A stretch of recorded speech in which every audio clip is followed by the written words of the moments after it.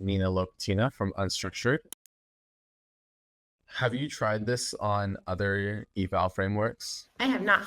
Cool. What's next for you in terms of this notebook, I guess, or any of this kind of like type of work? Yeah, so usually when I finish a notebook, it's kind of done and it's just like in our documentation.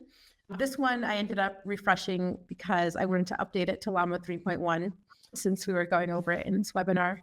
I've got a couple of things that I'm working on right now. One is an update to I'm not sure if you pronounce it as Dancer or de-answer. It's like a chat with your office docs, like RAG in a box kind of repository. And so I'm making some tweaks to it to do the processing with unstructured rather than some like default open source PDF processor that they to then kind of look at how that compares to the performance of the RAG tool. So I guess I will be doing more. I mean, if you're doing anything with RAG, you have to have evaluation as part of your workflow. So I guess might be adapting some of this for that. And then I'm also working on a collaboration with Hex, which is like a data analytics and notebook tool. That's an alternative to Colab for some quantitative reasoning with tabular outputs.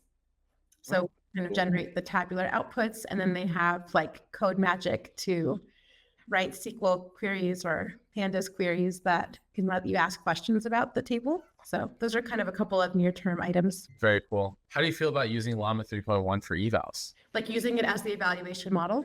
Yeah, instead of GPT 4.0. Yeah, so I think if I could use the 405B model pretty easily, which I guess potentially you could access it via the Hugging Face API, I guess. I'm not sure if that's like an instantaneous thing once they release the weights. And yeah, I think if there was either via an API or if I had just like a GPU machine to run it on locally, then I would swap it out. Yeah, I think I would definitely consider using it as an alternative because it does seem, at least from their own reports, that it would be comparable.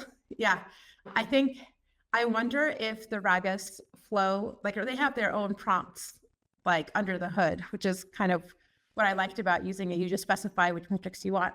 I do wonder, I guess you set the model so they would know which model you're using. So presumably they may have different prompts per model. So I don't know if they would have them for llama 3.1 yet because it just came out. But that would be like my only concern about how it would work. Like I have only tried 4.0 in this framework. Cool. So we do have a question from the audience. Oh, okay, there it is.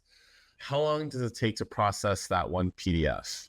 And how do you optimize for a real world use case without the PDFs? Yeah. So I feel like, okay, so yeah, to scale this up to thousands of PDFs. So like one part that would scale pretty well would be the file extraction with unstructured.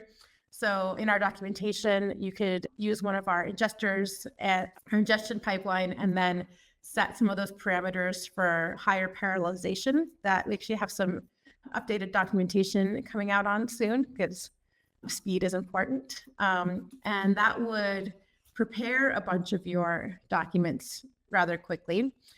And then for the test set generation, it doesn't take super long, but I guess maybe you could parallelize that as well by just like splitting your data outputs that you generated initially into buckets and then running the test set generation in parallel. And because I'm kind of going through like any of the steps that take more than a few seconds.